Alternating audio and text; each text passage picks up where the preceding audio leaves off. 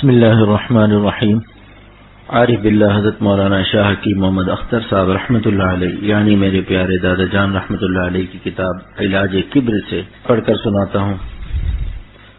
الحمد للہ وکفی وسلام علی عبادہ الذین اصطفی اما بعد فاعوذ باللہ من الشیطان الرجیم بسم اللہ الرحمن الرحیم انہ لا يحب المستکبرین وقال تعالی وَلَهُ الْكِبْرِيَاءُ فِي السَّمَاوَاتِ وَالْأَرْضِ وَهُوَ الْعَزِيزُ الْحَكِيمُ وقال تعالى إِذْ أَعْجَبَتْكُمْ كَثْرَتُكُمْ فَلَمْ تُغْنِ عَنْكُمْ شَيْئًا۔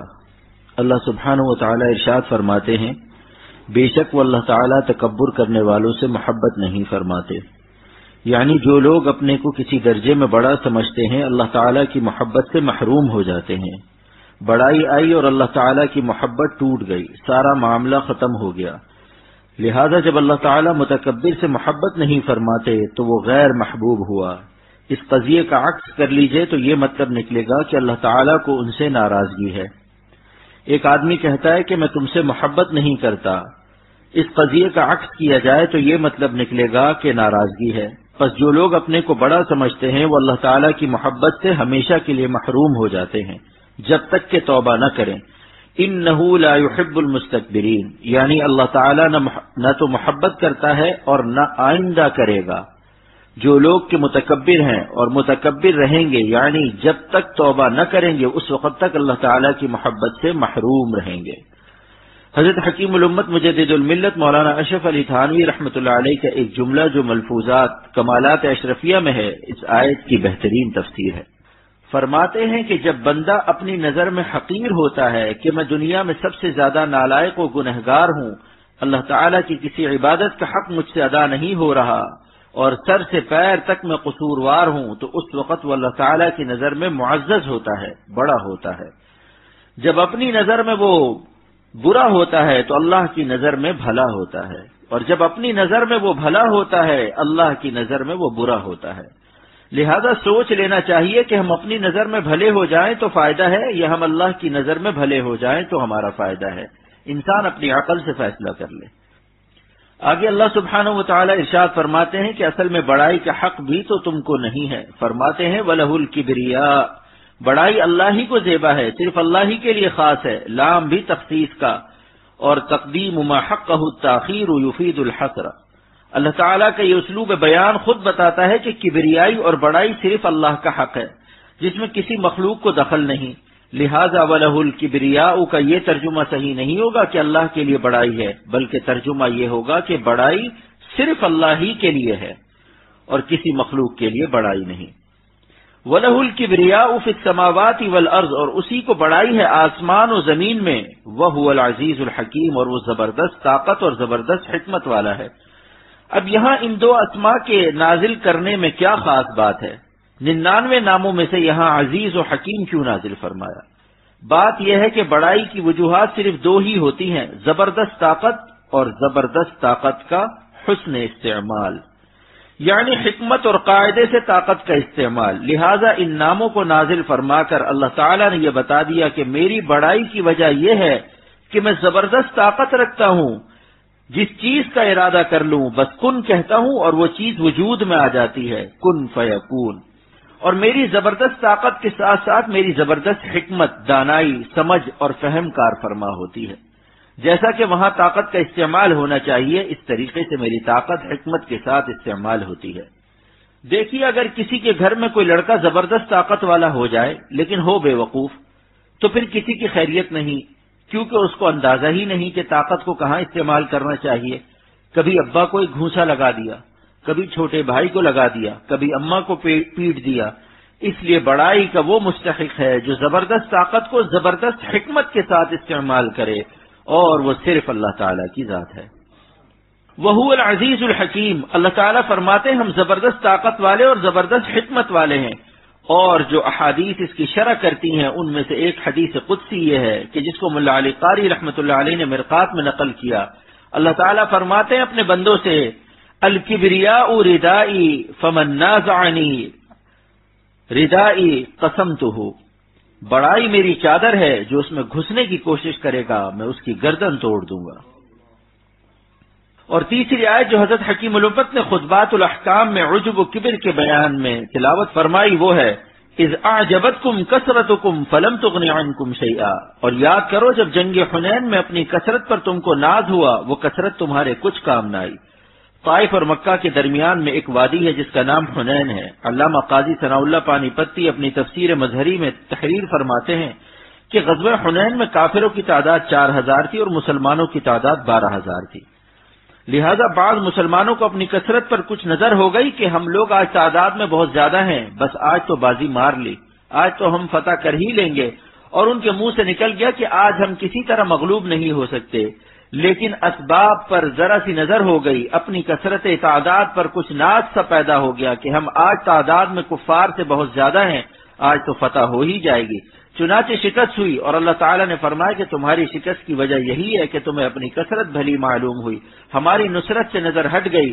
لیکن تھوڑی دیر کے بعد جب انہوں نے توبہ و استغفار کی تو دوبارہ اللہ تعالیٰ کا فضل و کرم آ گیا، پھر فوراً مدد آ گئی اور اللہ تعالیٰ نے دوبارہ فتح مبین نصیب فرمائی۔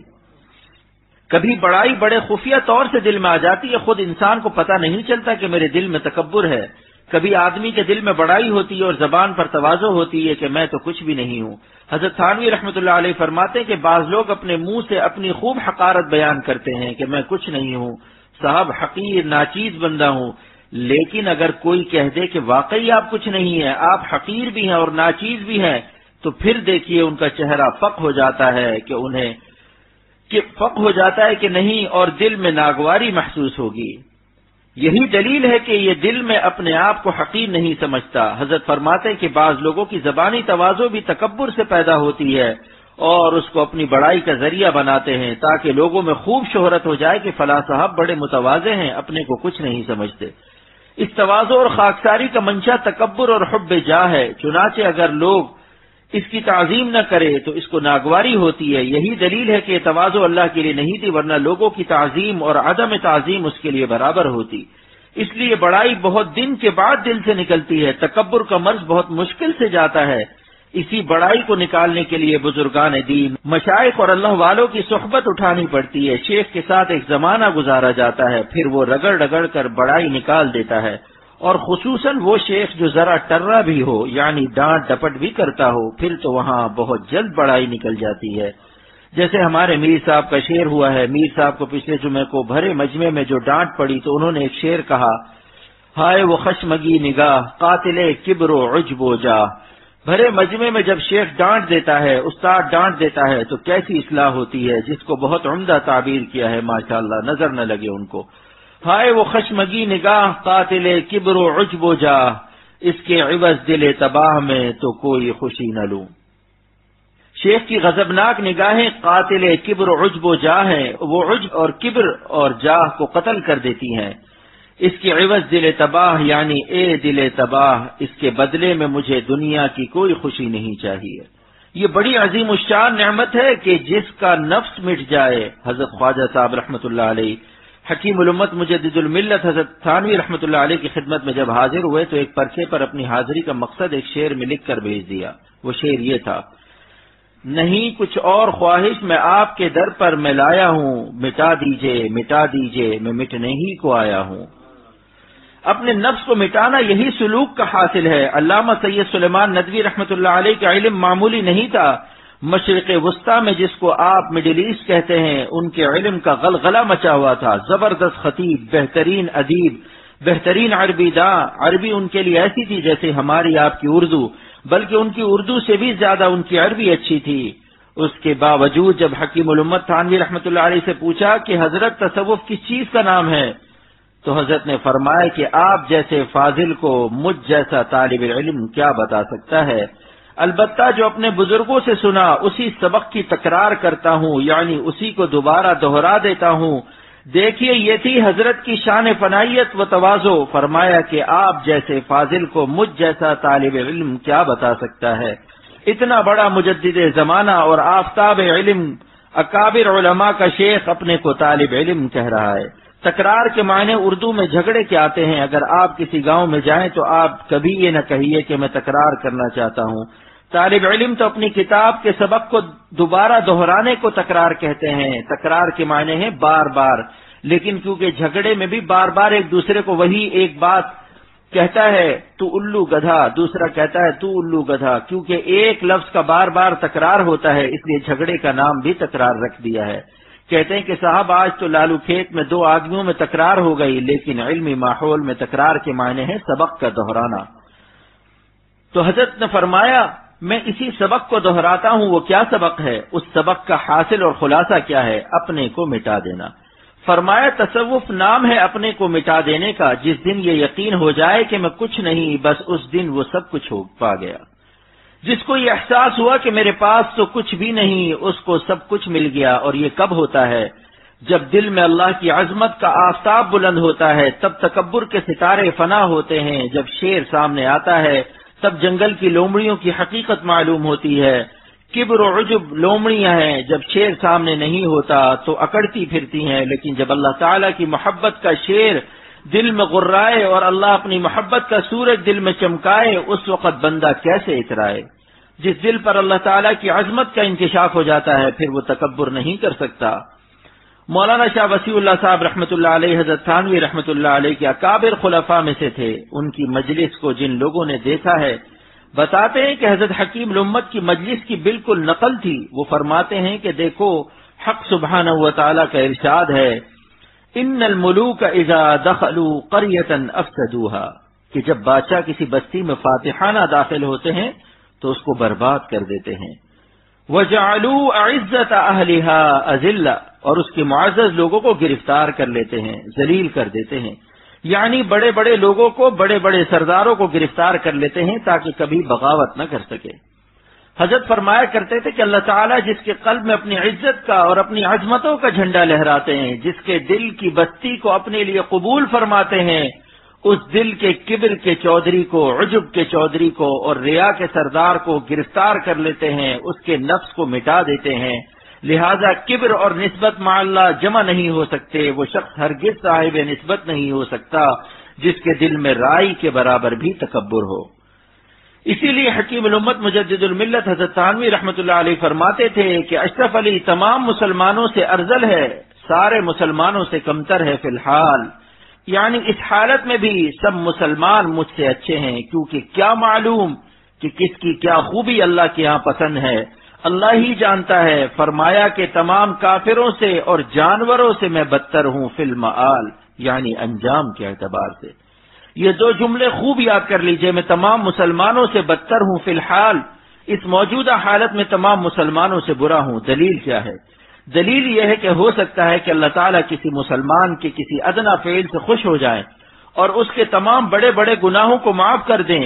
اور دوسری دلیل کیا ہے کہ ہو سکتا ہے میری کسی بات سے اللہ ناراض ہو، میری تمام نیکیوں پر پانی پھیر دے۔ یہ دو جملے بہت عجیب ہیں، ان میں تکبر کا علاج بھی ہے۔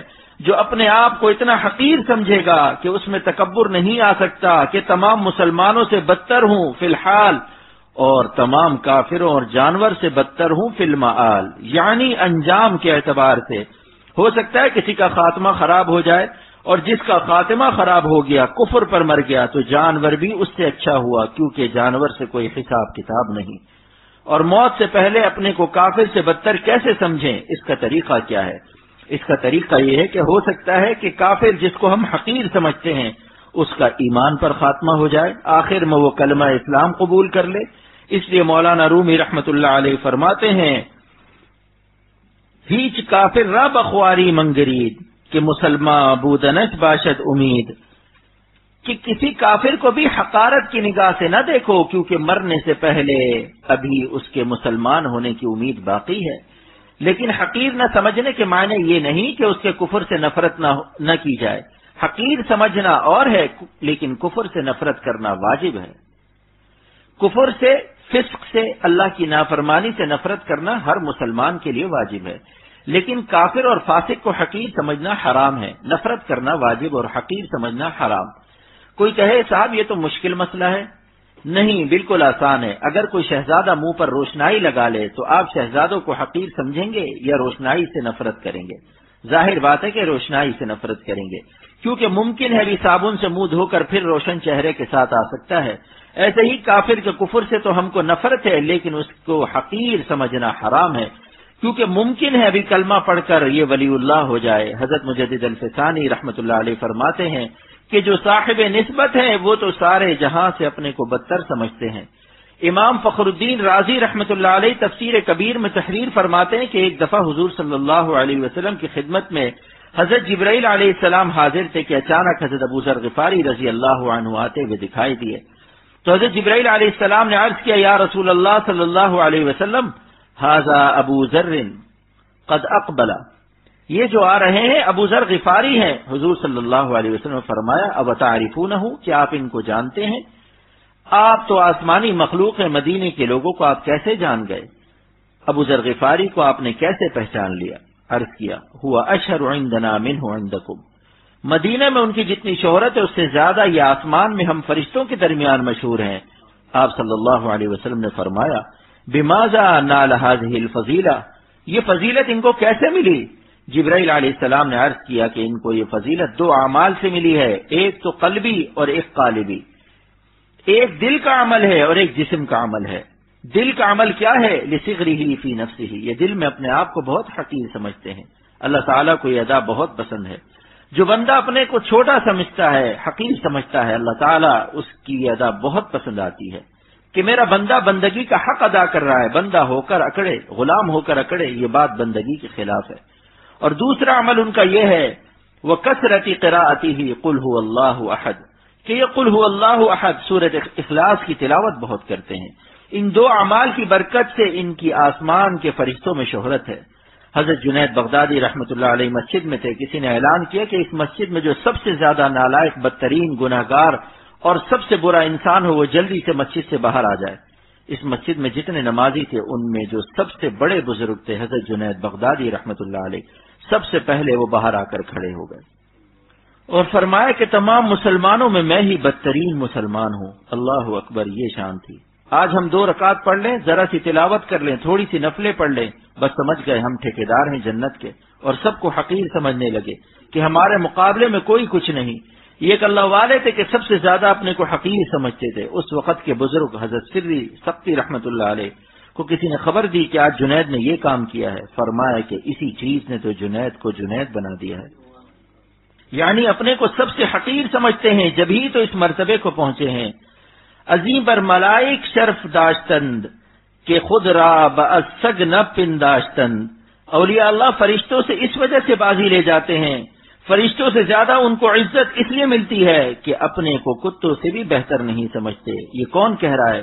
شیخ شہاب الدین سہروردی کا پہلا خلیفہ، سلسلہ سہروردیہ کا پہلا خلیفہ حضرت شیخ مصلح الدین سعدی شیرازی رحمت اللہ علیہ، اور فرمایا کہ میرے شیخ سہروردیہ سلسلہ کے شیخ اول حضرت شہاب الدین سہروردی رحمت اللہ علیہ مجھے 2 نصیحت فرماتے تھے، مرا شیخ دانائے فرخ شہاب، 2 اندر ز فرمود از روئے تاب، میرے عقل مند شیخ فرخ شہاب نے مجھے 2 موتی نصیحت کے عطا فرمائے، یکے آ کے برغیر بد بی مباش، پہلی نصیحت یہ فرمائی کہ کسی کو حقارت کی نظر سے مت دیکھو، کسی کو حقیر مت سمجھو، یکے آ کے برغیر بد بی مباش، دوئم آ کے برخویش خوش بی مباش، دوسری نصیحت یہ فرمائی کہ اپنے اوپر استحسان کی نظر مت ڈالو کہ میں اچھا ہوں، اپنے کو اچھا مت سمجھو۔ یہ 2 قیمتی نصیحت فرمائی کہ دوسروں پر برائی کی نظر نہ ڈالو، اپنے پر بھلائی کی نظر نہ ڈالو، یعنی دوسروں کو برا نہ سمجھو، اپنے کو اچھا نہ سمجھو۔ سید الطائفہ سید الاولیاء امیر الاولیاء حضرت شیخ عبد القادر جیلانی رحمۃ اللہ علیہ فرماتے ہیں، وَأَقْدَامِي عَلَىٰ عُنُقِ الرِّجَالِ، کہ اس وقت جتنے اولیاء ہیں سب کی گردن پر میرا قدم ہے۔ اللہ نے ان کو وہ درجہ دیا تھا۔ وہ فرماتے ہیں، گہے فرشتہ رشک برد بار پاکیے ماں، گہ خندہ زن دیو ناپاکیے ماں، کبھی تو میں اپنے کو فرشتوں سے افضل پاتا ہوں، فرشتہ میری پاکی پر رشک کرتا ہے، کبھی میری نالائقی پر شیطان بھی ہنستا ہے۔ ایمان چو سلامت بلبے گور بریم، احسن تو بری چستی و چالاکی ماں، جب میں ایمان کو سلامتی کے ساتھ قبر میں لے جاؤں گا تب اپنی چستی و چالاکی کی تعریف کروں گا، اس وقت اپنی تہجد و نوافل پر خوش ہوں گا کہ الحمدللہ میں کامیاب ہو گیا۔ نتیجہ نکلنے سے پہلے، رزلٹ آؤٹ ہونے سے پہلے جو طالب علم غرور اور شیخی کرتا ہے وہ انتہائی بے وقوف ہے۔ جب خاتمہ ایمان پر ہو جائے اور قیامت کے دن اللہ تعالیٰ فرما دے کہ جاؤ جنت میں تم سے راضی ہوں، خوش ہوں، پھر جتنا چاہو اچھلو کودو، اچھلتے کودتے جنت میں داخل ہو جاؤ۔ لیکن ابھی کیا پتا کہ ہمارا کیا حشر ہونے والا ہے، ابھی کس بات پر اپنے کو بڑا سمجھیں، ابھی کس منہ سے اپنی تعریف کریں، کیا منہ ہے ہمارا کہ دنیا میں اپنی تعریف کریں، ابھی تو فیصلے کا انتظار ہے۔ ہم ایسے رہے یا کہ ویسے رہے، ہم ایسے رہے یا کہ ویسے رہے، وہاں دیکھنا ہے کہ کیسے رہے۔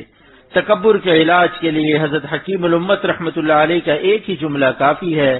حضرت حکیم الامت کا وہ جملہ یاد کر لیجئے، اتنا بڑا مجدد زمانہ، 1500 کتابوں کا مصنف، بڑے بڑے علماء کا شیخ فرماتا ہے کہ اشرف علی ہر وقت غمگین رہتا ہے کہ نہ جانے قیامت کے دن اشرف علی کا کیا حال ہوگا۔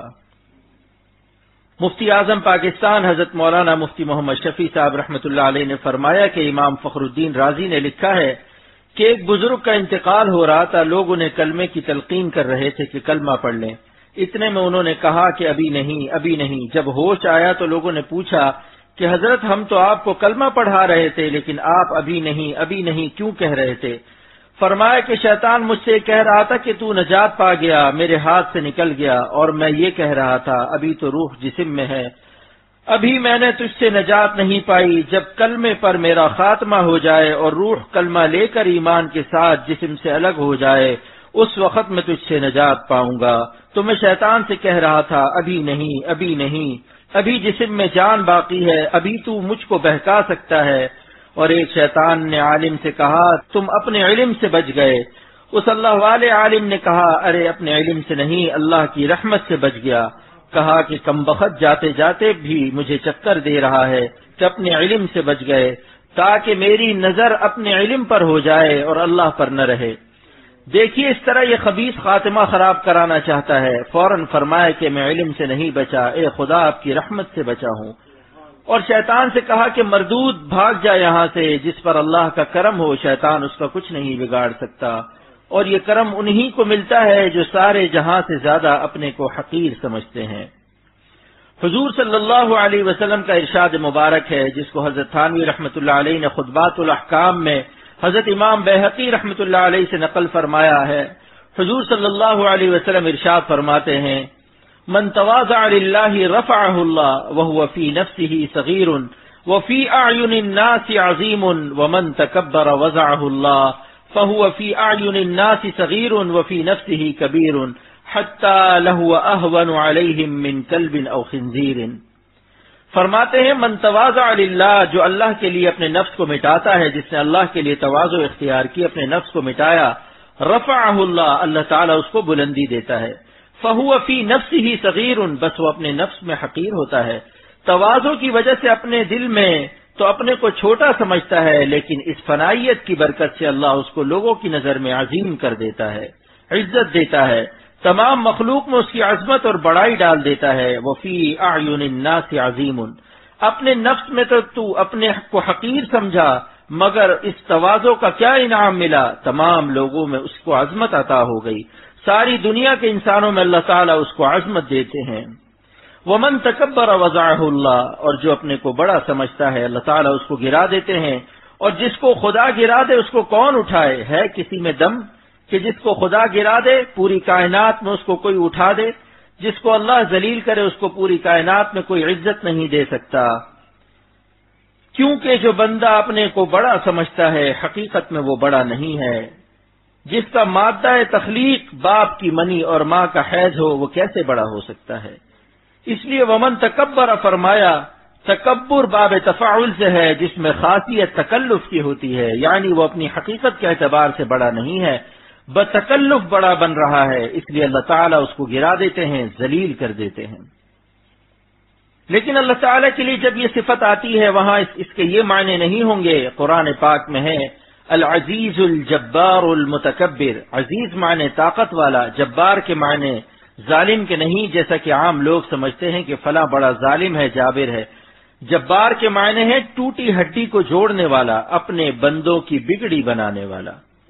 الذی یصلح احوال خلقہ بقدرتہ القاہرہ، جو اپنے بندوں کی ہر حالت کو بنانے پر قادر ہو۔ انتہائی خراب حالت کسی بندے کی ہو، اس کی منتہائے تباہی اور منتہائے تخریب کو اللہ تعالیٰ کے ارادہ تعمیر کا نقطہ آغاز کافی ہے۔ بس وہ ارادہ فرما لے کہ مجھے اپنے اس بندے کو سنوارنا ہے، وہ اسی وقت اللہ والا بن جائے گا۔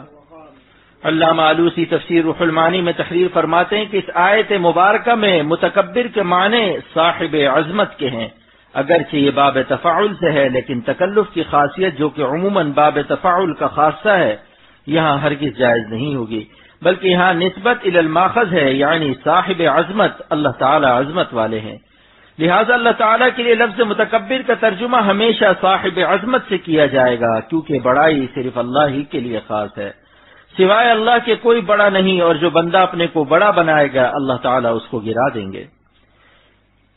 میرے دوستو، جسے خدا گرائے اسے کون اٹھا سکتا ہے؟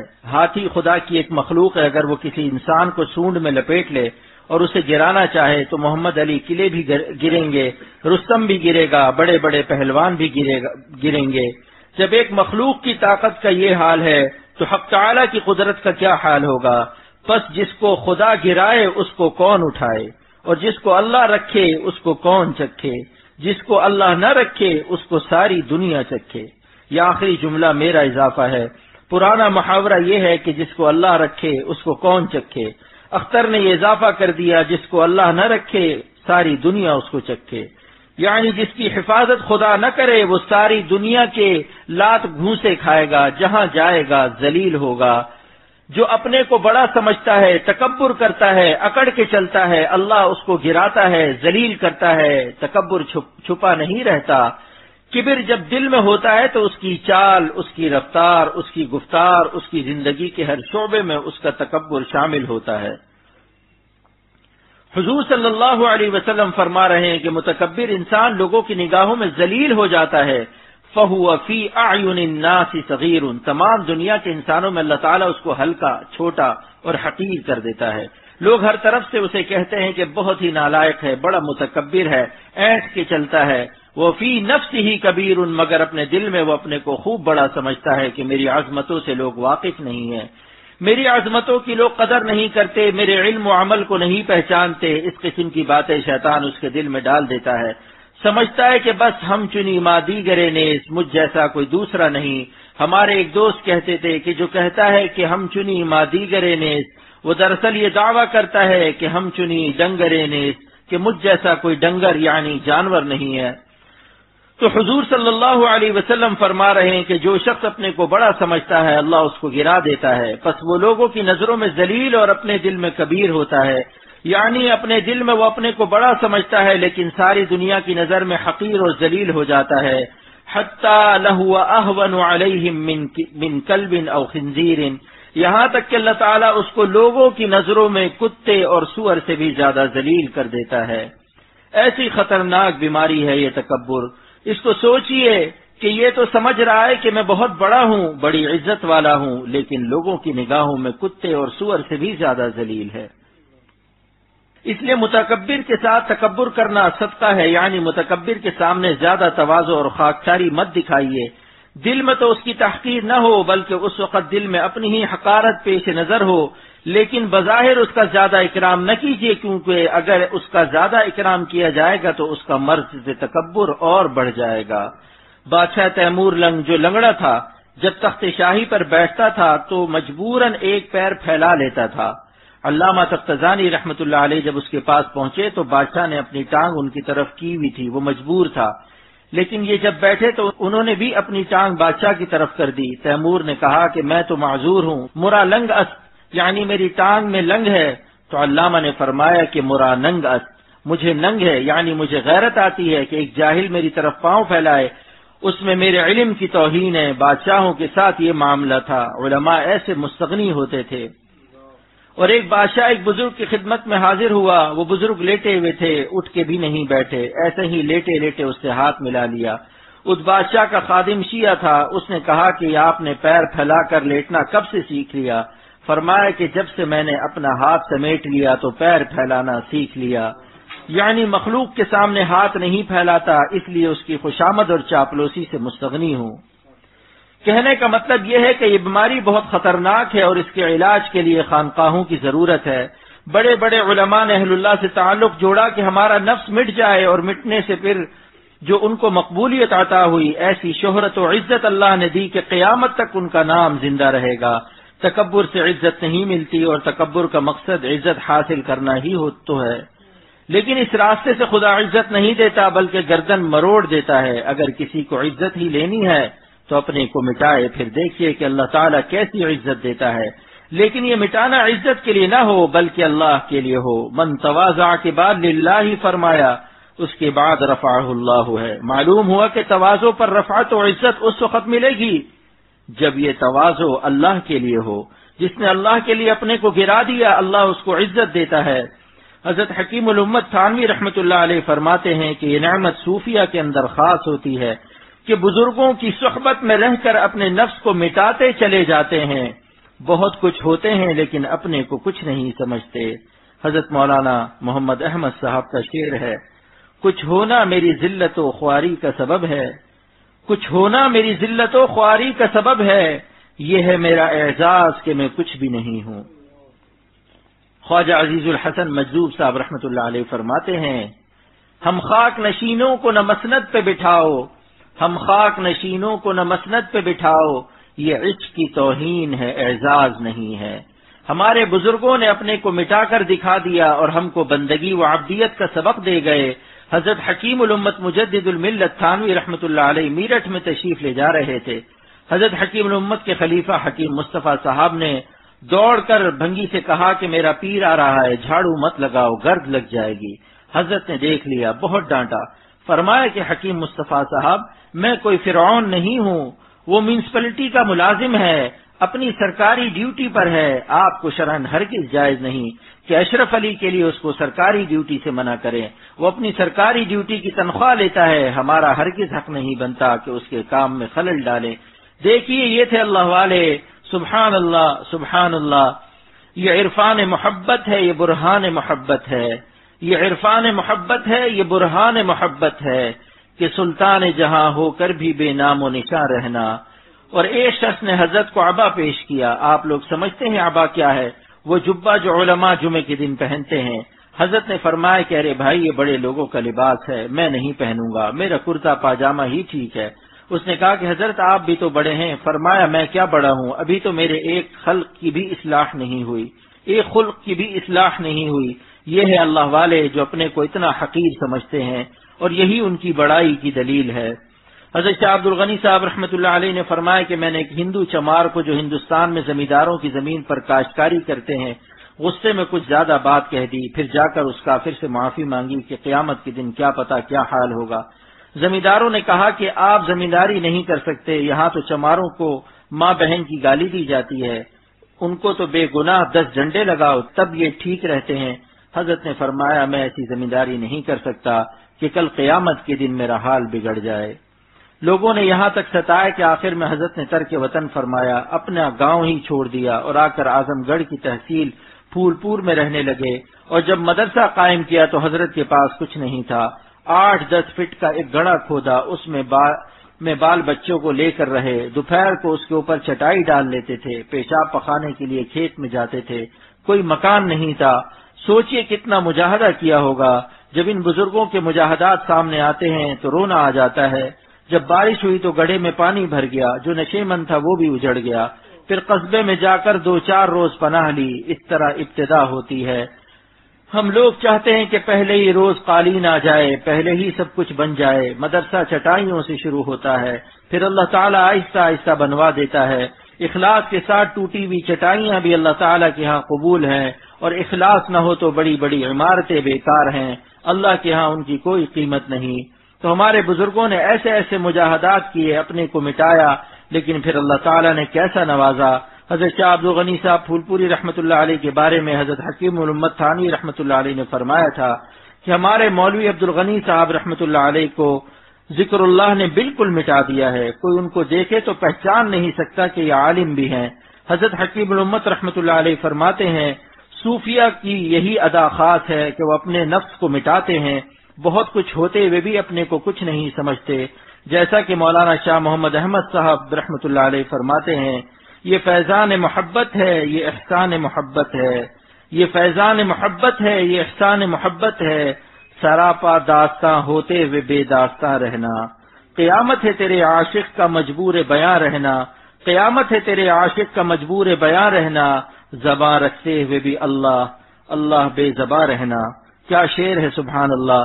اور فرمایا نہیں رہتے ہیں ہم، کیوں چاہیے ہم کو جہاں رہنا، کوئی رہنے میں رہنا ہے، یہاں رہنا وہاں رہنا، ہوٹل میں چائے پی لی، اخبار پڑھ لیا، یہاں بیٹھ گئے وہاں بیٹھ گئے، یہ تو زندگی ضائع کرنا ہے۔ ارے رہنا وہ ہے جو اللہ کے ساتھ رہنا ہو، ہر وقت باخدا رہنا ہو، خدا تعالی کے ساتھ ہماری جان اور ہمارا دل چپکا رہے، کسی وقت ان سے غفلت نہ ہو۔ یہ شعر میں نے لندن کے ایک مہمان حضرت مولانا شاہ ابرار الحق صاحب دامت برکاتہم کے برادر نسبتی ڈاکٹر محمود شاہ کو سنایا، جو ہردوئی آئے ہوئے تھے۔ فرمایا کہ 2 گھنٹے کے وعظ کا جو اثر ہوتا ہے، اس شعر نے مجھ پر وہ اثر کیا ہے۔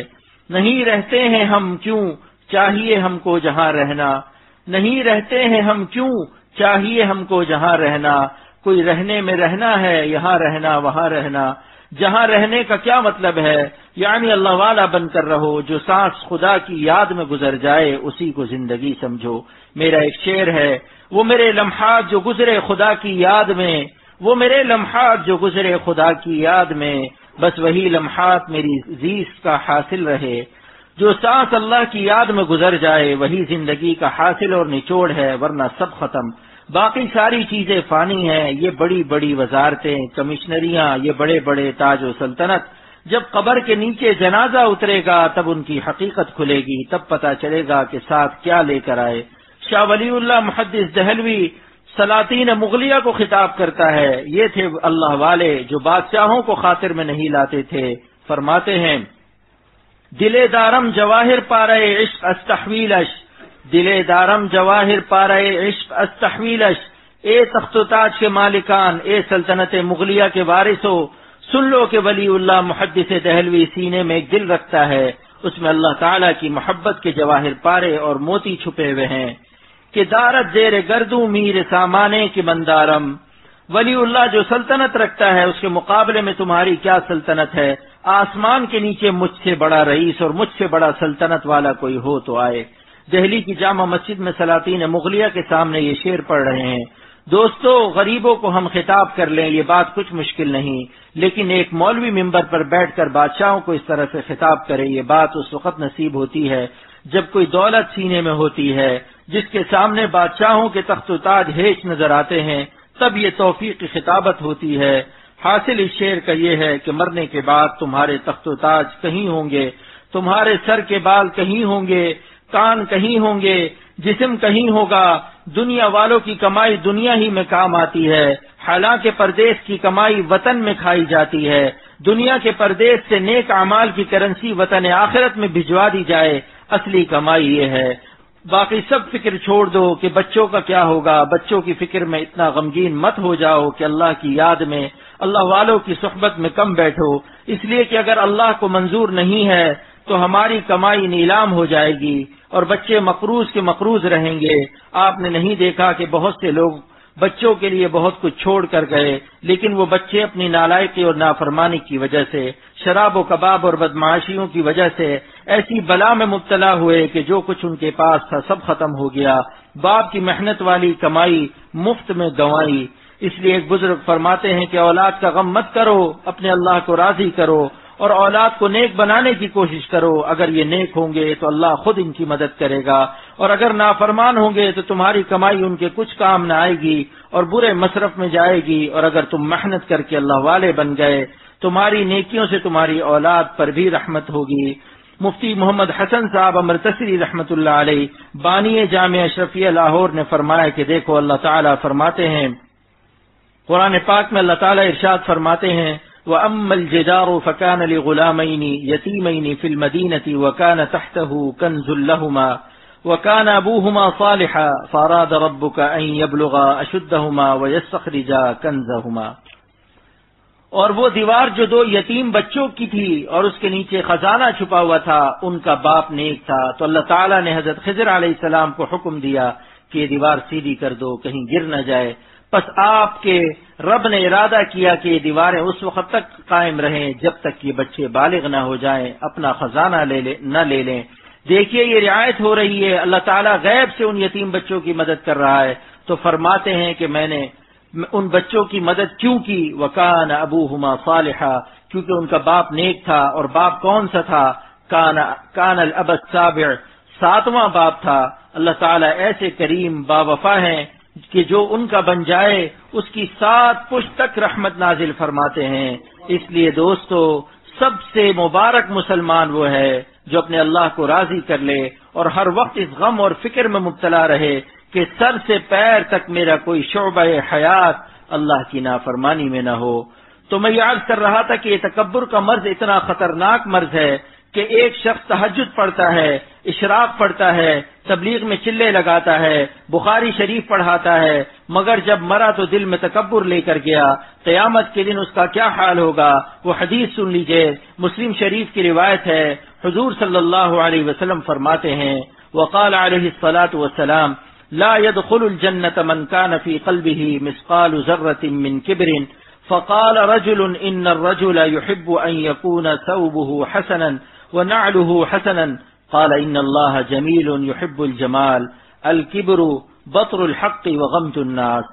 حضور اقدس صلی اللہ علیہ وسلم فرماتے ہیں کہ جنت میں وہ شخص داخل نہیں ہوگا جس کے دل میں رائی کے برابر بھی تکبر ہوگا۔ تو ایک آدمی نے عرض کیا کہ ایک شخص کو یہ بات پسند ہے کہ اس کا کپڑا اچھا ہو اور جوتا اچھا ہو، تو کیا یہ بھی تکبر ہے؟ فرمائے کہ اللہ تعالیٰ خود بھی خوبصورت صاحب جمال ہے اور خوبصورتی کو پسند فرماتا ہے۔ تکبر تو حق بات کو رد کر دینے اور لوگوں کو حقیر سمجھنے کا نام ہے، یعنی جس کے دل میں ذرہ کے برابر بھی بڑائی ہوگی ایسا شخص جنت میں نہ جائے گا۔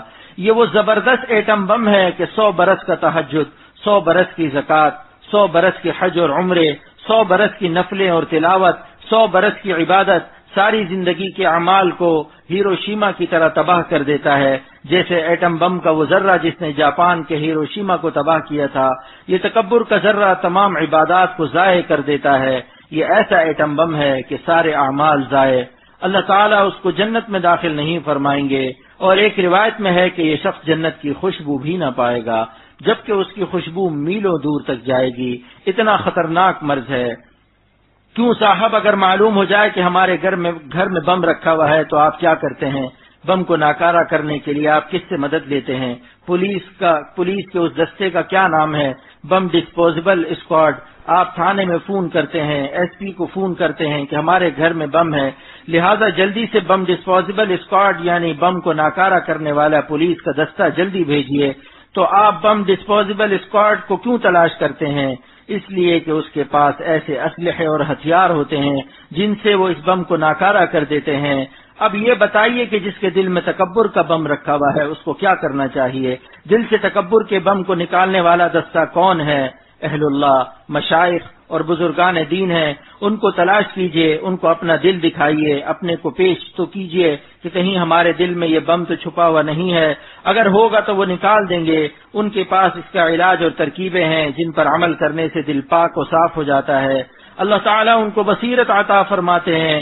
حضرت تھانوی رحمۃ اللہ علیہ فرماتے ہیں کہ جیسے ہی تھانہ بھون کی خانقاہ میں کوئی داخل ہوتا ہے تو پہلی نظر جب اس پر پڑتی ہے اس کی سب بیماری سمجھ میں آ جاتی ہے۔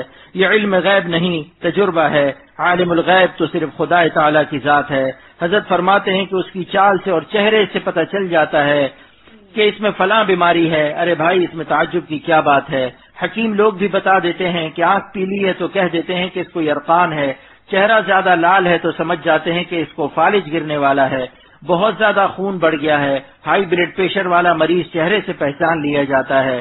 سیدنا حضرت عثمان رضی اللہ عنہ کی مجلس میں بدنگاہی کر کے ایک شخص آیا تھا، دیکھتے ہی فرمایا ما بال اقوام یترشح من اعینہم الزنا، کیا حال ہے ایسی قوم کا جن کی آنکھوں سے زنا ٹپکتا ہے؟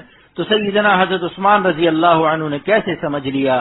ہر گناہ کا اثر اس کی آنکھوں پر، چہرے پر، اس کی چال پر پڑتا ہے، اور تکبر والے کی تو چال ہی عجیب ہوتی ہے، اس کی چال ہی سے آپ سمجھ لیں گے کہ یہ شخص متکبر ہے۔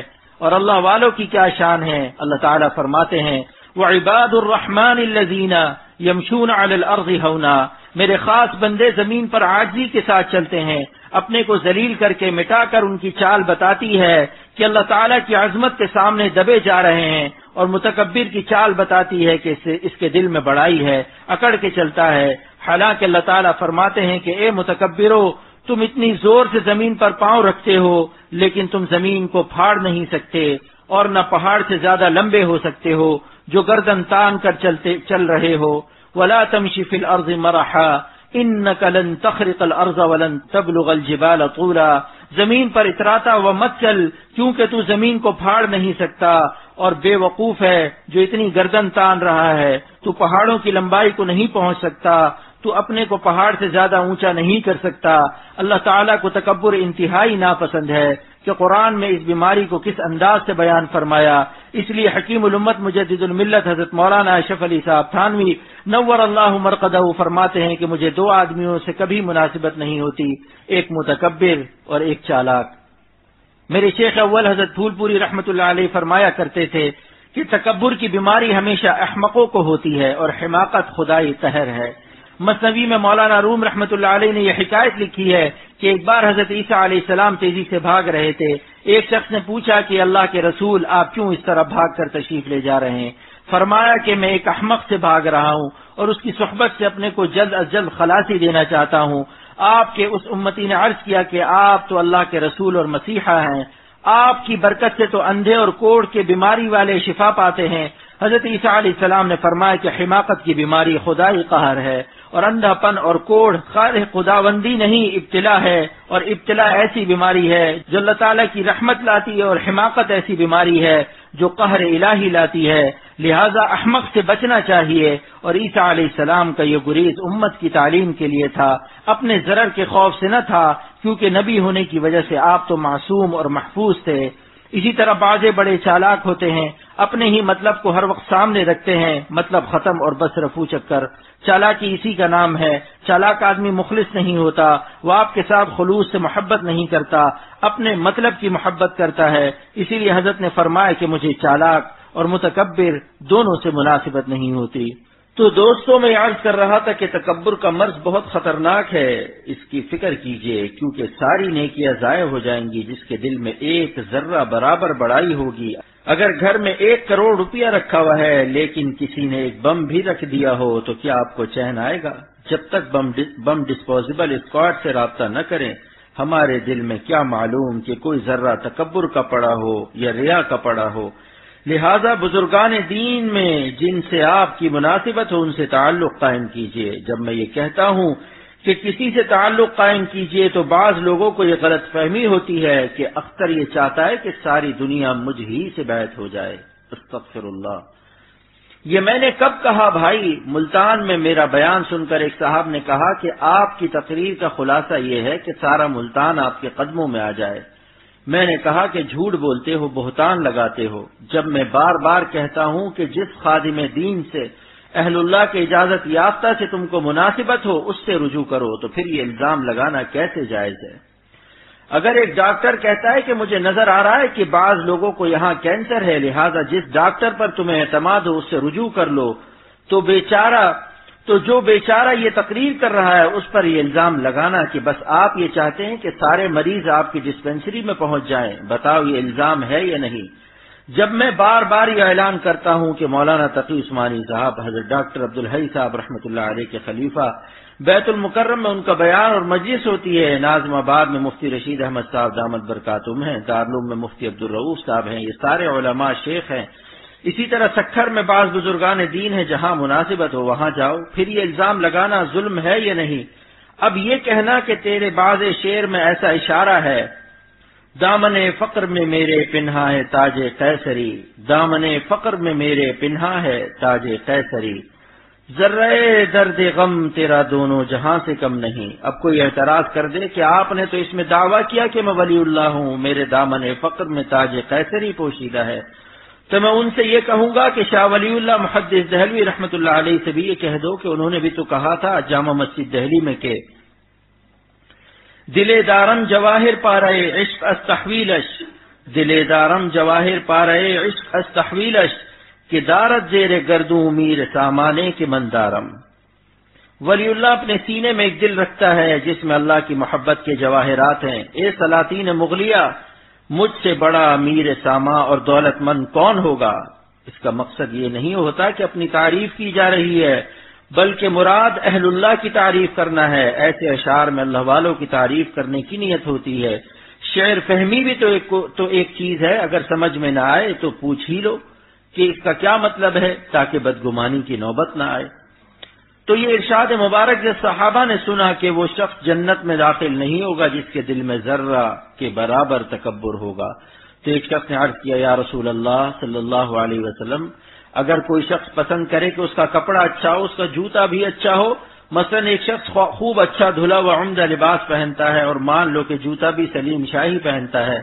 ایک صحابی سوال کر رہے ہیں، مطلب یہ تھا کہ کہیں یہ تکبر تو نہیں ہے؟ آپ صلی اللہ علیہ وسلم نے فرمایا، نہیں، ان اللہ جمیل یحب الجمال، اللہ تعالیٰ جمیل ہے، جمال کو پسند کرتے ہیں، میلا کچیلا رہنا کوئی اچھی بات نہیں۔ انسان صاف ستھرا رہے، جتنا ہو سکے اچھے لباس میں رہے، یہ تکبر نہیں ہے۔ کبر کی حقیقت اور اس کا مادہ آپ صلی اللہ علیہ وسلم نے بیان فرما دیا کہ تکبر کا بم 2 جز سے بنتا ہے۔ تکبر کا پہلا جز بطر الحق، حق بات کو قبول نہ کرنا۔ سارے علماء کہہ رہے ہیں کہ یہ مسئلہ ایسا ہے، لیکن یہ کہتا ہے کہ ہم نہیں جانتے، ہم مفتیوں کو مانتے ہی نہیں۔ میں نے ایسے متکبر بھی دیکھے ہیں جو کہتے تھے کہ اگر ساری دنیا کے مفتی مل جائیں تو بھی ہم نہیں مانیں گے۔ ارے بھائی، ساری دنیا کے علماء گمراہی پر کیسے جمع ہو سکتے ہیں؟ مگر متکبر کی سمجھ میں یہ بات کہاں آتی ہے؟ بس حق معلوم ہو جانے پر اس کو قبول نہ کرے، یہی کبر ہے۔ ہماری مسجد کے ایک امام صاحب تھے، دوران جماعت ان کا وضو ٹوٹ گیا، فوراً جماعت چھوڑ کر مسجد سے نکل گئے اور جا کر وضو کیا۔ اگر متکبر ہوگا مارے شرم کے بے وضو ہی نماز پڑھا دے گا، کیونکہ سوچے گا کہ اب نکلوں گا تو لوگ کہیں گے کہ جناب کی ہوا نکل گئی۔ لیکن اگر تکبر نہیں ہے تو سوچے گا کہ مسلمانوں کی نماز کو کیسے ضائع کر دوں اور عذاب کا بار اپنی گردن پر کیسے لے لوں۔ اور تکبر کا دوسرا جز ہے غمط الناس، لوگوں کو حقیر سمجھنا۔ کسی کو دیکھا تو اس کے سامنے آئیے، تشریف لائیے، چائے پیجیے، ایک پیالی چائے پلائی، اور جب وہ بیچارہ چلا گیا تو کہتے ہیں کہ بدھو ہے، بے وقوف ہے، عقل نہیں ہے۔ آج کل لوگوں میں یہ عام مرض ہے۔ مخلص بندہ وہ ہے جس کا اللہ تعالیٰ کے ساتھ بھی اخلاص ہو اور اللہ کی مخلوق کا بھی مخلص ہو۔ آپ خود سوچئے کہ جو شخص آپ کے بچوں کا مخلص نہیں ہوتا، کیا آپ اسے دوست بنانے کے لیے تیار ہوں گے؟ ایک شخص باپ کی تو ہر وقت خدمت کر رہا ہے، اس کو شامی کباب اور بریانی کھلا رہا ہے، پیر بھی دبا رہا ہے، لیکن اس کے بچوں کے ساتھ مخلص نہیں، ہر ایک کے ساتھ برائی سے پیش آ رہا ہے، ہر ایک کی غیبت کر رہا ہے۔ باپ ہرگز ایسے کو دوست نہیں بنائے گا۔ اللہ تعالیٰ کا بھی معاملہ یہی ہے۔ ایک شخص خوب عبادت کرتا ہے، تہجد بھی، اشراق بھی، چاش بھی، لیکن اللہ کے بندوں کو حقیر سمجھتا ہے، ان کی غیبت کرتا ہے، ان کو ستاتا ہے، یہ کسی کو بری نگاہ سے دیکھتا ہے اور دل میں برے برے خیال پکاتا ہے، یہ اللہ کے بندوں کے ساتھ مخلص نہیں، تو ایسوں کو اللہ تعالیٰ ہرگز اپنا ولی نہیں بناتے۔ حضور صلی اللہ علیہ وسلم فرماتے ہیں، الخلق عیال اللہ، پوری مخلوق اللہ کی عیال ہے۔ فحب الخلق الی اللہ من احسن الی عیالہ، اللہ کا سب سے پیارا بندہ وہ ہے جو اللہ کے بندوں کے ساتھ احسان اور بھلائی کرے، ان کا مخلص رہے، خیر خواہ رہے، دعا گو رہے۔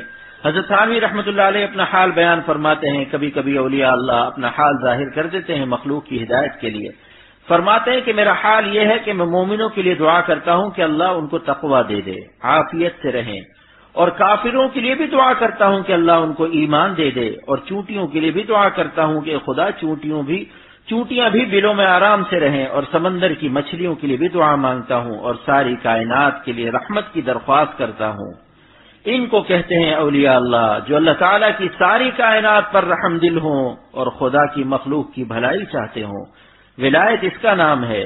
یہی لوگ ہیں کہ اللہ کے ہاں ان کا کیا درجہ ہوگا۔ دعا کیجئے کہ اللہ تعالیٰ ہمیں بھی ذرہ درد عطا فرمائے اور عمل کی توفیق عطا فرمائے۔ اللہم وفقنا لما تحب و ترضا۔ تو اس بات کو خوب سمجھ لیجئے کہ تکبر 2 جز سے بنتا ہے۔ نمبر 1 بطر الحق، حق بات کو قبول نہ کرنا۔ نمبر 2 غمط الناس، دنیا کے کسی بھی انسان کو حقیر سمجھنا۔ الناس فرمایا، المسلم نہیں فرمایا۔ اسی سے نکلتا ہے کہ کسی کافر کو بھی حقیر مت سمجھو، اس کے کفر سے تو نفرت کرو، اس کی ذات سے نہیں۔ معاصی سے تو نفرت کرو، لیکن دوستو عاصی سے نفرت نہ کرو۔ معاصی سے نفرت واجب، عاصی سے نفرت حرام۔ نکیر واجب، تحقیر حرام، یعنی کسی بری بات پر سمجھانا تو واجب ہے لیکن اس کو حقیر سمجھنا حرام ہے۔ اس لیے حضرت حکیم الامت تھانوی رحمۃ اللہ علیہ فرماتے ہیں کہ جب تک کسی کے نفس میں اتنی صلاحیت نہ پیدا ہو جائے کہ نصیحت کرنے والا جس کو نصیحت کر رہا ہے اس کو اپنے سے بہتر سمجھتے ہوئے نصیحت کرے، اس وقت تک اس کو نصیحت کرنا جائز نہیں۔ اگر وہ اپنے کو بڑا سمجھ کر اور دوسرے کو حقیر سمجھ کر نصیحت کر رہا ہے تو ایسی تبلیغ اس پر حرام ہے۔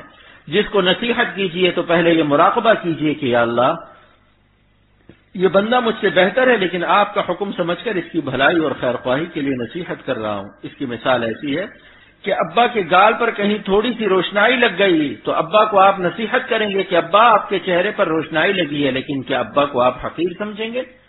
اپنے بابا کو کوئی حقیر سمجھے گا؟ بس اسی طرح اللہ کے تمام بندوں کا اکرام چاہیے۔ حضرت مولانا شاہ ابرار الحق صاحب نے مکہ شریف میں فرمایا کہ جو لوگ حج کرنے آئے ہیں مقامی لوگ ان کا اکرام کریں اور یہ سمجھے کہ یہ مہمان سرکار ہیں۔ یہاں کے لوگوں سے اگر حاجیوں کو اذیت پہنچ جائے تو حاجی یہ سمجھیں کہ یہ اہل دربار ہیں۔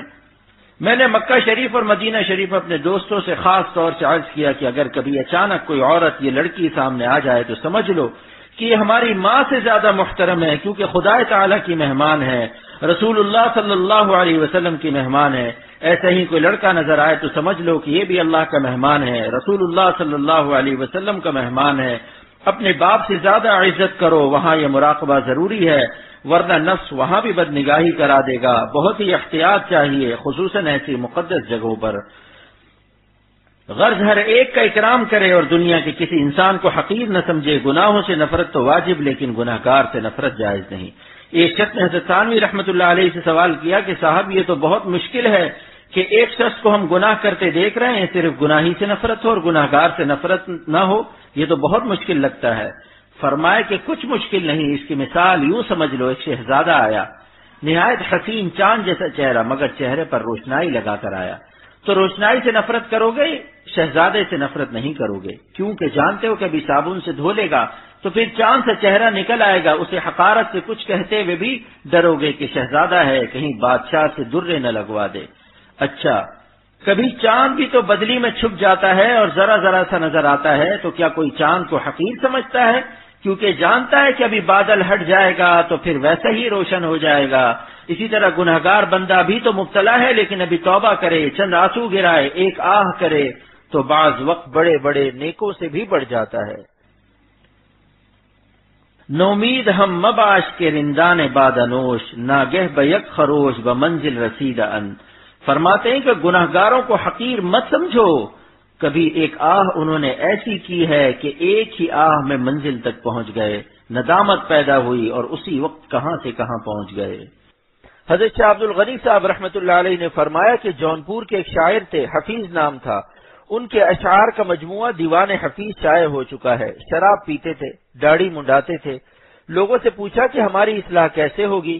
حفیظ صاحب کو بتایا گیا کہ جاؤ خانقاہ تھانہ بھون جاؤ، مولانا اشرف علی صاحب تھانوی رحمۃ اللہ علیہ کی صحبت سے انشاءاللہ ٹھیک ہو جاؤ گے۔ فوراً چل دیے۔ راستے میں تھوڑی سی داڑھی بڑھ گئی، خانقاہ میں بیٹھ کر حجام کو بلوایا اور وہ بھی صاف کرا دی۔ حضرت سے کہا کہ حضرت بیعت کر لیجئے۔ فرمایا کہ جناب کل میں نے دیکھا تھا جب آپ جونپور سے آئے تھے تو چہرے پر ذرا ذرا سا نور تھا، آج آپ نے وہ بھی ختم کر دیا۔ جب بیعت ہونے کا ارادہ تھا تو پھر یہ حرکت کیوں کی؟ حفیظ صاحب نے عرض کیا کہ حضرت آپ حکیم الامت ہیں، میں مریض الامت ہوں، مریض کو چاہیے کہ اپنی پوری بیماری پیش کر دے، انشاءاللہ تعالی اب کبھی اس طرح نہیں لگے گا۔ حالانکہ ان کے لیے یہ جائز نہیں تھا، لیکن کیونکہ ان کا منشا اصلاح تھا اس لیے حضرت نے ان کے خلوص کو قبول فرما لیا اور خاموش ہو گئے۔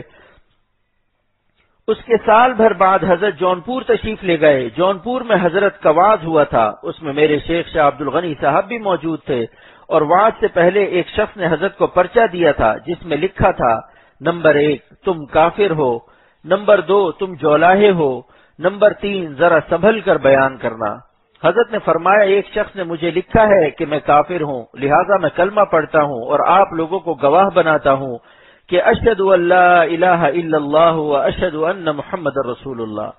دوسرا اعتراض ہے کہ میں جولاہا ہوں، تو بھائی جولاہا ہونا کوئی حقارت کی بات نہیں، وہ بھی اللہ کے بندے ہیں اور اپنے مسلمان بھائی ہیں، لیکن میں فاروقی نسب ہوں، میرا نسب نامہ حضرت فاروق اعظم رضی اللہ تعالی عنہ سے ملتا ہے، تھانہ بھون جا کر تحقیق کر لو، میرے والدین کے نکاح کے گواہ اب بھی موجود ہیں۔ اور تیسری بات یہ لکھی ہے کہ ذرا سنبھل کر بیان کرنا، تو اس کو نہیں مانوں گا، حق پیش کروں گا، اشرف علی اس سے نہیں ڈرتا۔ اہل بدعت سے خطاب تھا، پھر حضرت نے ایسی تقریر کی کہ سارے اہل بدعت تائب ہو گئے۔ انہوں نے کہا کہ حضور صلی اللہ علیہ وسلم کی جو عظمتیں اور محبتیں آپ لوگ رکھتے ہیں اس کا ہمیں پتہ ہی نہیں تھا، ہم تو آپ کو دشمن رسول سمجھتے تھے، لیکن آج پتہ چلا کہ اصلی عاشق رسول تو آپ ہی لوگ ہیں۔ اسی جونپور کے حفیظ صاحب تھے، حضرت نے فرمایا کہ یہ سفید داڑھی والے بڑے میاں کون ہیں؟ حضرت شاہ عبد الغنی صاحب رحمۃ اللہ علیہ نے عرض کیا کہ حضرت یہ بڑے میاں وہی ہیں حفیظ جونپوری شاعر جو آپ کے پاس کس حالت میں گئے تھے۔ حضرت بہت خوش ہوئے۔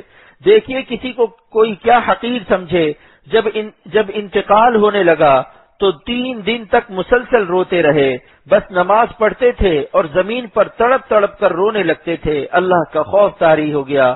اپنے گھر میں اس دیوار سے اس دیوار تک، اس دیوار سے اس دیوار تک تڑپتے تھے اور بس روتے تھے کہ یا اللہ مجھ کو معاف کر دے۔ عجیب کیفیت تھی اور اسی حال میں زمین پر تڑپ تڑپ کر جان دے دی۔ دیکھیے گناہگاروں کی روح میں کیسا انقلاب آیا، حالت بدل گئی۔ ایک اللہ والے کے ہاتھ میں ہاتھ دے کر توبہ کر کے پاک صاف ہو کر چلے گئے اور اپنے دیوان میں 3 شعر بڑھا گئے۔ فرمایا کہ میری کھل کر سیاہ کاری تو دیکھو، میری کھل کر سیاہ کاری تو دیکھو اور ان کی شان ستاری تو دیکھو۔ گڑا جاتا ہوں جیتے جی زمین میں، گڑا جاتا ہوں جیتے جی زمین میں، گناہوں کی گراں باری تو دیکھو۔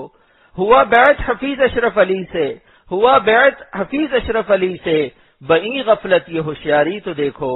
ہمارے یہاں نعمانی صاحب تھے، مولانا شبلی نعمانی کے سگے بھتیجے، انتقال سے 3-4 دن پہلے میرے پوتوں کو اور چھوٹے چھوٹے بچوں کو بلاتے تھے کہ یہاں آؤ، ہاتھ اٹھاؤ، میرے لیے دعا مانگو، یہ دعا مانگو کہ اللہ اس بڈھے کو معاف کر دے۔ بس یہی ایک جملہ ان کا تھا، بار بار کہتے تھے، ہر چھوٹے بچے سے دعا کراتے تھے کہ یہ دعا کرو کہ اللہ اس بڈھے کو معاف کر دے، اور کلمہ پڑھتے ہوئے ماشاءاللہ چلے گئے۔ ان کے انتقال کے بعد لوگوں نے خواب میں ان کو سفید لباس میں دیکھا، جو اچھی علامت ہے، کسی کے محتاج بھی نہ ہوئے، یہی دعا کرتے تھے کہ یا اللہ آپ مجھے کسی کا محتاج نہ کیجیے۔ اب آخر میں ایک واقعہ سنا کر یہ مضمون ختم کرتا ہوں جو بہترین علاج ہے کبر کا۔ یہ واقعہ میرے شیخ اول حضرت مولانا شاہ عبد الغنی صاحب رحمۃ اللہ علیہ نے سنایا تھا۔ بات یہ ہے کہ بزرگ ایسے واقعات پیش کر دیتے ہیں جس سے اس دور کے لوگوں کی سمجھ میں بات جلدی آ جاتی ہے۔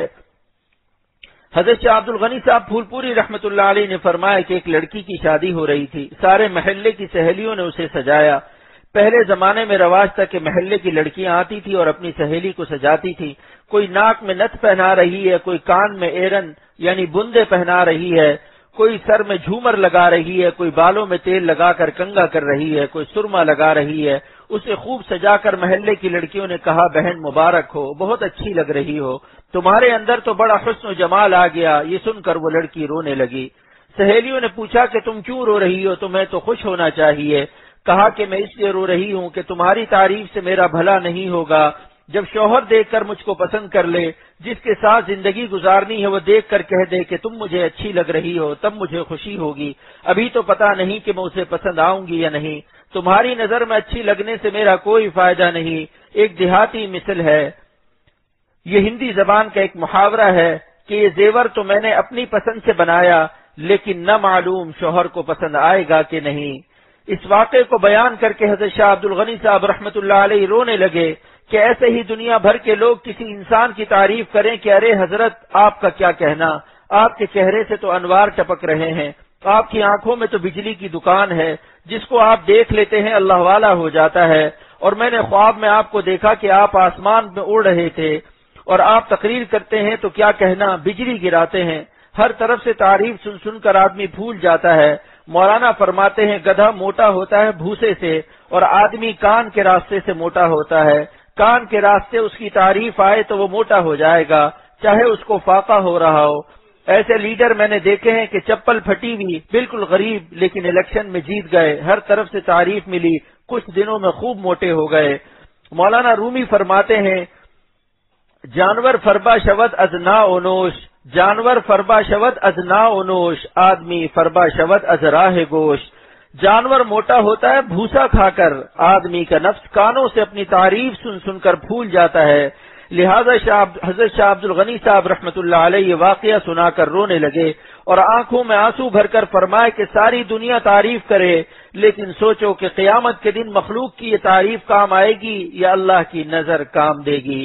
جب قیامت کے دن اللہ کی نظر میں ہماری نماز، ہمارے سجدے، ہمارا وعظ، ہماری پیری مریدی، ہمارے حج، ہمارے عمرے، ہماری نیکیاں پسند آ جائیں اور اللہ تعالیٰ فرما دیں کہ ہم نے قبول کیا، تب خوش ہونا۔ ابھی کیا پتا کہ ان کی نظر میں ہم کیسے ہیں؟ کیا کوئی خبر آئی ہے؟ عشرہ مبشرہ اور صحابہ جن کو اللہ تعالیٰ نے فرما دیا رضی اللہ عنہم ورضوا عنہ کہ میں ان سے راضی ہوں، وہ مستثنا ہے، مگر ہم لوگوں پر تو کوئی آیت نازل نہیں ہوئی، لہذا ڈرتے رہیے، اپنی قیمت خود نہ لگائیے۔ وہ غلام نہایت بے وقوف ہے جو اپنی قیمت خود لگا لے۔ بھائی غلام کی قیمت مالک لگاتا ہے یا وہ خود لگاتا ہے؟ غلام کی قیمت تو مالک لگاتا ہے۔ پس جب قیامت کے دن مالک تعالی شانہ ہماری قیمت لگا دیں اور فرما دے کہ میں تم سے راضی ہوں، پھر جتنا چاہو اچھلو کودو۔ بڑے پیر صاحب شاہ عبد القادر جیلانی رحمۃ اللہ علیہ فرماتے تھے کہ جب ایمان کو سلامتی سے قبر میں لے جاؤں گا، اللہ تعالیٰ فرما دے گا کہ میں تم سے خوش ہوں، تب میں وہاں خوب خوشی مناؤں گا۔ ابھی تو روتے ہی رہو، اللہ سے ڈرتے رہو، عمل بھی کرتے رہو، لیکن اتنا خوف بھی نہ ہو کہ نا امید ہو کر عمل ہی چھوٹ جائے۔ خوف بس اتنا ہی مطلوب ہے کہ آدمی گناہوں سے بچ جائے۔ خوف اور امید کے درمیان میں ایمان ہے۔ میرے شیخ فرمایا کرتے تھے کرتے رہو اور ڈرتے رہو۔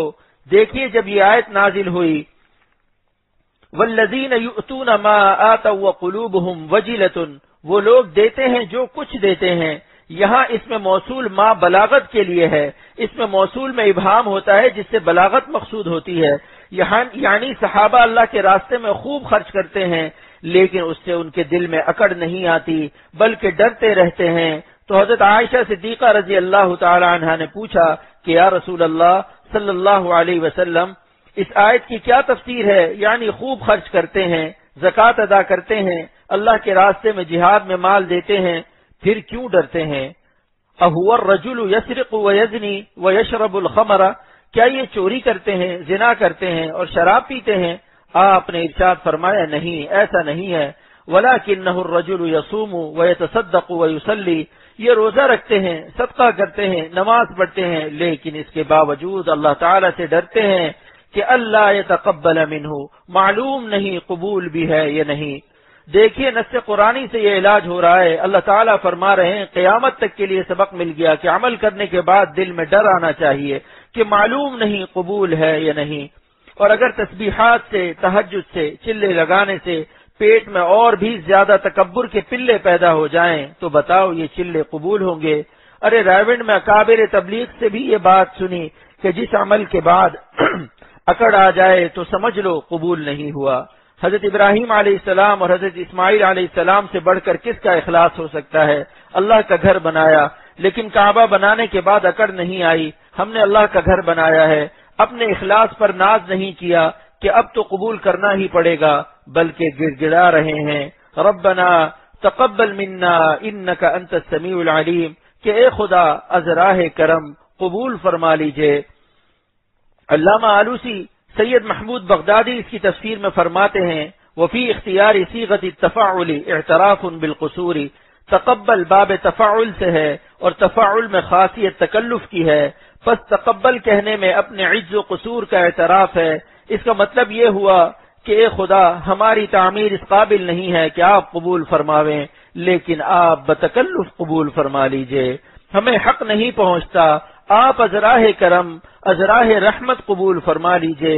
انک انت السمیع العلیم، یعنی سمیع بدعواتنا وعلیم بنیاتنا، آپ ہماری دعاؤں کو سن رہے ہیں، ہماری نیت سے باخبر ہیں کہ ہم نے آپ ہی کے لیے تعمیر کی ہے۔ دونوں نبیوں کی یہ دعا قیامت تک کے لیے ہمارے واسطے ہدایت ہے۔ دونوں پیغمبروں کا یہ عمل اللہ نے قرآن میں نازل کر کے حضور صلی اللہ علیہ وسلم کی امت کو آگاہ فرما دیا کہ جب کبھی نیک عمل کی توفیق ہو جائے، چاہے حج کی توفیق ہو، عمرہ کی توفیق ہو، تلاوت کی توفیق ہو، تہجد کی توفیق ہو، روزہ کی توفیق ہو، جس نیک عمل کی بھی توفیق ہو جائے تو اکڑو مت، ناز نہ آئے کہ اوہ میں نے تو آج اتنا کر لیا، آج میں نے اتنی تلاوت کر لی، آج میں نے اتنے نوافل پڑھ لیے، آج میں اللہ کا مقرب ہو گیا، باقی سب لوگ تو غافل اور نافرمان ہیں، اور اگر کچھ عبادت گزار ہیں بھی تو ایسے کہاں جیسا میں ہوں، پس جہاں یہ میں آئی تو سمجھ لو کہ وہ بکری ہو گیا، وہ بھی میں کرتی ہے، یہ میں ہی تو انسان کو تباہ کر دیتی ہے۔ لہذا یہ آیت تکبر و عجب کا علاج ہے، کوئی نیک عمل ہو جائے تو اکڑو مت، بلکہ ربنا تقبل منا کہو۔ جو شخص کہہ دے کہ ربنا تقبل منا انک انت السمیع العلیم تو کبر سے پاک ہو جائے گا۔ جب اللہ سے گڑ گڑا رہا ہے تو اب اس میں تکبر کہاں رہا؟ جس میں بڑائی ہوتی ہے وہ کہاں گڑ گڑانا جانتا ہے، وہ تو اکڑنا جانتا ہے، ادھر ادھر اپنی ڈینگیں بھانکتا ہے، لوگوں سے کہتا پھرتا ہے کہ آج تو ماشاءاللہ بہت سویرے آنکھ کھل گئی، نوافل کے بعد رونے کی بھی توفیق ہوئی، میری آنکھیں نہیں دیکھتے ہو کیسی لال لال سی ہو رہی ہیں۔ حضرت حکیم الامت رحمت اللہ علیہ فرماتے ہیں کہ ایک ڈبل حاجی کے پاس ایک آدمی مہمان ہوا، اس حاجی نے 2 حج کیے تھے، اس نے اپنے نوکر سے کہا ارے فلانے میرے مہمان کو اس سراہی سے پانی پلاؤ جو میں نے دوسرے حج میں مدینہ شریف سے خریدی تھی۔ حضرت فرماتے ہیں کہ اس ظالم نے ایک جملے میں دونوں حج ضائع کر دیے، ہزاروں روپیوں کا خرچہ، آنے جانے کی محنتیں، طواف اور سعی، مینا اور عرفات کا ثواب سب ضائع ہو گئے کیونکہ اپنے عمل کا اظہار کر دیا۔ بس اب دعا کیجئے کہ اللہ تعالیٰ عجب و کبر سے، ریا سے اور جملہ رذائل سے ہمارے قلوب کو پاک فرما دے اور اپنی مرضیات پر عمل کی توفیق عطا فرمائے۔ اللہم وفقنا لما تحب و ترضى، ربنا تقبل منا انك انت السميع العليم، وصلى الله تعالى على خير خلقه محمد وآله وصحبه أجمعين برحمتك يا أرحم الراحمين۔ کمالات اشرفیہ سے مجدد الملت حکیم الامت تھانوی رحمت اللہ علیہ کے ارشادات۔ تکبر کی تعریف اور اس کا علاج۔ فرمائے کہ تکبر کا حاصل یہ ہے کہ کسی کمال دنیاوی یا دینی میں اپنے کو دوسرے سے اس طرح بڑا سمجھنا کہ دوسرے کو حقیر سمجھے۔ پس اپنے کو بڑا سمجھنا اور دوسرے کو حقیر سمجھنا یہ تکبر کی حقیقت ہے جو حرام ہے اور معصیت ہے۔ اس لیے جب اپنے کسی کمال پر نظر جائے تو یہ مراقبہ کر لیا کرے جس سے انشاءاللہ تعالی تکبر سے حفاظت رہے گی۔ وہ مراقبہ یہ ہے: نمبر 1، اگرچہ میرے اندر یہ کمال ہے مگر میرا پیدا کیا ہوا نہیں، حق تعالی کا عطا فرمایا ہوا ہے۔ نمبر 2، اور عطا بھی میرے کسی استحقاق سے نہیں ہوا بلکہ محض اللہ تعالی کا عطیہ اور رحمت ہے۔ نمبر 3، پھر عطا کے بعد اس کا بقا یعنی باقی رہنا میرے اختیار میں نہیں بلکہ حق تعالی جب چاہیں چھین لیں۔ اور اگرچہ اس دوسرے شخص میں فی الحال یہ کمال نہیں مگر آئندہ ممکن ہے کہ میرے کمال سے زیادہ اس کو یہ کمال اس طرح حاصل ہو جاوے کہ میں اس کمال میں اس کا محتاج ہو جاؤں، یا فی الحال ہی اس شخص میں کوئی کمال ایسا ہو جو مجھ سے مخفی پوشیدہ ہو، دوسروں پر ظاہر ہو، یہ سب ہی سے مخفی ہو اور حق تعالی کو معلوم ہو، جس کے اعتبار سے اس کے اوصاف کا مجموعہ میرے اوصاف کے مجموعے سے زیادہ ہو۔ اگر کسی کا کوئی کمال بھی ذہن میں نہ آوے تو یہ احتمال قائم کرے کہ شاید یہ شخص اللہ کے نزدیک مقبول ہو اور میں غیر مقبول ہوں، یا اگر میں بھی مقبول ہوں تو یہ مجھ سے زیادہ مقبول ہو، تو مجھ کو کیا حق ہے کہ اس کو حقیر سمجھوں؟ اور اگر بالفرض سب باتوں میں یہ مجھ سے کم ہی ہے تو ناقص کا کامل پر حق ہوتا ہے، مریض کا صحیح پر، ضعیف کا قوی پر، فقیر کا غنی پر، لہذا مجھ کو چاہیے کہ اس پر شفقت اور رحم کروں، اس کی تکمیل میں کوشش کروں، اگر اس کی طاقت نہ ہو یا فرصت نہ ہو تو دعائے تکمیل ہی صحیح، اس خیال کے بعد اس کی تکمیل کے لیے کوشش شروع کر دے۔ اس تدبیر سے اس شخص کے ساتھ تعلق شفقت کا پیدا ہو جائے گا، اور طبیعت کا خاصہ ہے کہ جس کی تکمیل اور تربیت میں کوشش کرتا ہے اس سے محبت ہو جاتی ہے، اور محبت کے بعد تحقیر نہیں ہوتی۔ اگر یہ بھی نہ ہو سکے تو کبھی کبھی اس کے ساتھ خوش اخلاقی سے بات چیت کر لیا کرے، اس کا مزاج پوچھ لیا کرے، اس سے ایک دوسرے سے تعلق ہو جاتا ہے اور ایسے تعلق کے بعد تحقیر جاتی رہتی ہے۔ تکبر کا ایک پائیدار علاج، فرمائے تکبر کا ایک علاج یہ ہے کہ عادات قلیل الجاہ لوگوں کے اختیار کیے جائیں، یعنی ان لوگوں کی عادتیں اختیار کی جائیں جن کو زیادہ عزت و شہرت حاصل نہیں، مثلا کپڑے میں پیوند لگا کر پہنے، بلکہ غیر میل کا پیوند لگائے، اگر اتنا اور کرے کہ ایک ہفتہ یا ایک مہینہ تو ایسا لباس پہنے اور ایک ہفتہ یا ایک مہینہ عمدہ لباس پہنے، تو اس طرح چونکہ نفس کو زیادہ انقباض اور تکلیف ہوگی، اس لیے زیادہ مجاہدہ اور جلد اصلاح ہوگی۔ تکبر کے مفاسد اور معالجات، فرمائے کہ صاحبو اپنے آپ کو بڑا سمجھنا ایسا فعل ہے کہ جس میں مفاسد ہی مفاسد، یعنی برائیاں ہی برائیاں ہیں۔ آدمی اپنے کو کبھی بڑا نہ سمجھے، اگر یوں ذہن میں نہ آوے تو چاہیے بتکلف اس کی مشق کرے۔ اہل اللہ نے اس کی تدابیر لکھی ہیں، وہ یہ ہے کہ اگر اپنے سے چھوٹے کو دیکھے تو اس وقت یہ خیال کرے کہ یہ مجھ سے عمر میں چھوٹا ہے، اس نے گناہ کم کیے ہیں، میری عمر زیادہ ہے، گناہ بھی میرے زیادہ ہوں گے، اور اپنے سے بڑے کو دیکھے تو یوں خیال کرے کہ اس کی عمر زیادہ ہے، اس نے نیکیاں مجھ سے زیادہ کی ہوں گی۔ تو لوگ ان باتوں کو تو توہمات سمجھتے ہیں، لیکن یہ توہمات ہی کام دینے والے ہیں۔ فرمایا کہ بڑے بننے میں لوگوں کو مزہ آتا ہے، حالانکہ چھوٹے ہونے میں مزہ ہے، کیونکہ بڑے بننے میں سارے بار اس پر آ جاتے ہیں۔ ہاں اگر من جانب اللہ کوئی خدمت اس کے سپرد ہو جائے تو اس کی مدد ہوتی ہے، اور خود بڑا بننے میں مدد نہیں ہوتی، اور جبکہ وہ بڑائی بھی جو بلا قصد خود بخود ملے وہ بھی خطرے سے خالی نہیں، تو خود بڑا بننے کا تو کچھ کہنا ہی نہیں۔ اور ایسے لوگ کم ہیں کہ سامان بڑائی کا ہو اور گمان بڑائی کا نہ آوے، یہ صدیقین بڑے درجے کے اولیاء کا کام ہے۔ تکبر کا علمی اور وہ عملی علاج، فرمائے کہ بعض سمجھدار ایسے ہوتے ہیں کہ باوجود عمارت اور دولت کے نہایت متواضع، یعنی اپنے کو کچھ نہیں سمجھتے، مگر اکثروں کی حالت اس کے خلاف ہی ہے۔ ان متکبروں کو یہ سمجھنا چاہیے کہ ہم ایسی چیز پر تکبر کرتے ہیں جس کا حصول ہمارے اختیار میں نہیں، اور حصول تو کیا اختیار میں ہوتا، اس کا بقا یعنی باقی رکھنا بھی تو اختیار میں نہیں، پھر ایسی چیز پر تکبر کرنے سے کیا فائدہ؟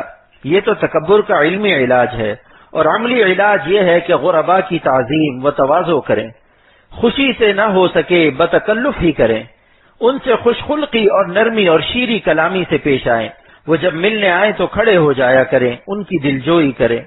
فرمایا کہ اگر خدا کسی کو بے فکری سے کھانے کو دے تو یہ نعمت ہے، لیکن اس میں ایک نقصان بھی ہے کہ کبر، ناز و عجب، غرور، غفلت، غریبوں کی تحقیر، کمزوروں پر ظلم اس سے پیدا ہوتے ہیں۔ اس کا علاج و تدارک یہ ہے کہ تدبر اور تفکر سے کام لے اور سوچے کہ اللہ تعالیٰ نے مجھ پر اپنا فضل فرمایا ہے، ورنہ میں بالکل نااہل تھا، مجھ میں کوئی کمال بھی نہ تھا، بلکہ اپنے گناہوں پر نظر کر کے سوچے کہ میں تو سزا کا مستحق تھا، اور اگر بالفرض مجھ میں کوئی کمال بھی تھا تو مجھ سے زیادہ کمال رکھنے والے پریشان حال پھرتے ہیں، پھر اس کا فضل ہی تو ہے جو اس نے مجھے ان نعمتوں سے سرفراز فرمایا، اب میں ناز کس بات پر کروں؟